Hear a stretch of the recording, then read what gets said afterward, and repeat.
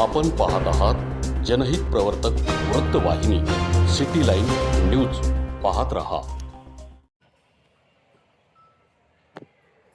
आज या ठिकाणी आम्ही रिपब्लिकन पार्टी ऑफ इंडियाच्या वतीनं या जिल्ह्याचे जिल्हाधिकारी आदरणीय डॉक्टर पंकजी आशिया साहेब यांना आज या ठिकाणी आम्ही निवेदन दिलेलं आहे. आणि निवेदन देत असताना आम्ही त्यांना सांगितलं का या जिल्ह्यामध्ये कोचिंग क्लासनी थैमान घातले असून मनमानी पद्धतीने या ठिकाणी विद्यार्थ्यांकडून कुठे फी आकारली जातात, त्याच्यावरती कुठलाही निर्बंध नाही. एका विषयाचे ते 40-40 हजार रुपये फी घेतात.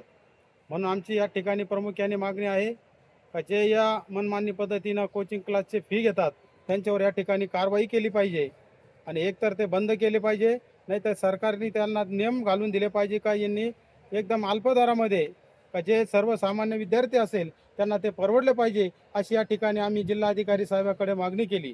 जिल्हाधिकारी साहेबांनी देखील सांगितलं की याच्यामध्ये तातडीने लक्ष घालून मी संपूर्ण जिल्ह्यामध्ये जे कोचिंग क्लास आहे निश्चितच त्याच्यावरती या ठिकाणी कारवाई करण्याचा प्रयत्न करणार आहे. आम्ही त्यांना सांगितलं या ठिकाणी या जिल्ह्याचे पालकमंत्री आदरणीय राधाकृष्ण विखे पाटील साहेब यांनी देखील या ठिकाणी सांगितलं का या जिल्ह्यातले नव्हे राज्यातले कोचिंग क्लास हे बंद झाले पाहिजे. ते देखील पालकमंत्री महोदय या ठिकाणी मुख्यमंत्री साहेबांना भेटणार आहे.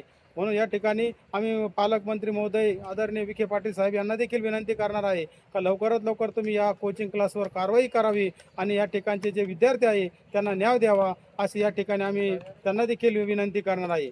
जिल्हाधिकारी साहेबांना आम्ही सांगितलं का जर समजा यांच्यावर कारवाई केली नाही तर आम्ही या ठिकाणी जिल्ह्यामध्ये उग्र स्वरूपाचे आंदोलन छेडू, असं या ठिकाणी रिपब्लिकन पक्षाच्या वतीनं इशारा दिलेला आहे. साहेबांनी निश्चितच या ठिकाणी लक्ष घालून विद्यार्थ्यांना न्याय देतील असे आम्हाला या ठिकाणी खात्री आहे. जय भीम, जय भारत.